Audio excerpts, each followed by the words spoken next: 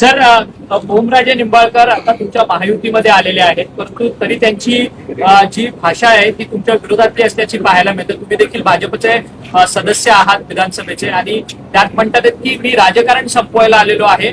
खरं तर महायुतीमध्ये येऊन तुम्ही मित्र होणार अशी अपेक्षा होती, परंतु राजकीय विरोध कायम ठेवणार. कालच मी या बाबतीमध्ये बोललो होतो की जे 6 खासदार एनडीए मध्ये आलेले आहेत, ओम सकट सर्व 6 खासदारांचं काल मी एनडीए मध्ये स्वागत केलं होतं. मी हेही म्हटलं होतं की प्रतिस्पर्धी वगैरे आता विषय राहत नाही, कारण ओमने स्वतःहून एनडीए मध्ये प्रवेश केलेला आहे. त्याच्यानंतर जे काही भाष्य झालं त्याबद्दल मी जास्त काही बोलणार नाही. योग्य वेळेस मला जेव्हा वाटेल तेव्हा मात्र नक्की बोलेन.